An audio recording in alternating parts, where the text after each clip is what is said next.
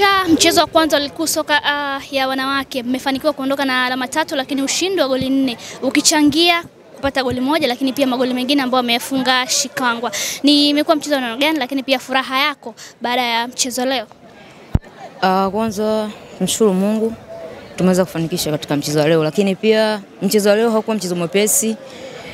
Kwa maana kwamba kila timu ya wanawake ambayo iko ligi kuu sio timu nyepesi. Ina maana ni timu ambayo imefanya vizuri huko chini ndio maana iko ligi kuu. Kwa hiyo sisi tuliwaheshimu japo kipindi cha kwanza hatakuwa na mchezo mzuri, lakini pia makocha wetu waliweza kuliona hilo, nafikiri wakaenda kutuambia kilichoendelea ndani ya uwanja katika kipindi cha kwanza. Tukapokea yale ambayo tumepewa na makocha na tumeenda kufanyia kazi katika mchezo katika kipindi cha pili, na ndio maana umeona pia game iliweza kuwa kidogo nyepesi kwenye kipindi hicho cha pili na tumeweza kufanikiwa kupata magoli 4. Kufunga na kuassist.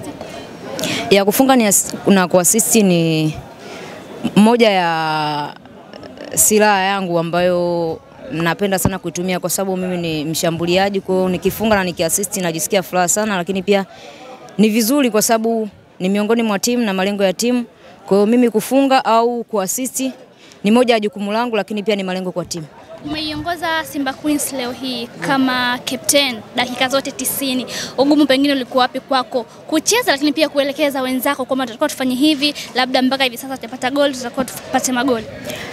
Kwangu mimi hakuna ugumu kwa sababu kuwa captain si kazi ngumu, kusema kwamba kuna kitu kigeni ambacho tunaweza kuelekezana ambacho hatukufanya, kwa sababu kila kitu kinatokea kwenye uwanja wa mazoezi. Na maana kuvaa beji haimaanishi kwamba kuna kigeni ndani ya uwanja. Ina maana kila kitu na kila kinachoendelea, ina maana wachezaji tunakuwa tunajua kwa maana kwamba tutafanya hiki, tunafanya hiki. Sana sana ni vitu vidogo vidogo vya kukumbushana, bwana hapo litakiwa kufanya hivi hiyo, lakini mimi dakika 45 za kwanza mlikuwa kuna ugumu eneo gani hasa?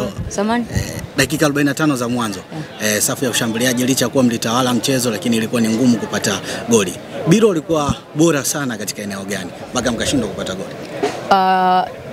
Biro nafikiri walikuja kwa mtindo wa kusema kwamba wakae sana katikati na ndio maana ilituia sisi ugumu, wao walikuwa hawasogei. Na maana sisi nafasi za kutengeneza nyuma yao tulikuwa tunakosa kutokana na timu nzima ilikuwa inakaa katikati ya goli na hawatoi distance kubwa kusema kwamba utafanya mikimbio, na ndio maana pia ilikuwa ni rahisi. Lakini pia kipindi cha kwanza nafikiri hatukuweza kuwa na utulivu mkubwa kama kilivyokuwa kipindi cha pili, kwa sababu kipindi cha pili tulifanya mabadiliko kidogo. Kuna baadhi tulikuwa unaona kabisa tunafanya mikimbio na wao tunawalazimisha, tunawatamanisha kuja, na maana wao wanapokuja sisi tunapata nafasi za kutengeneza nyuma.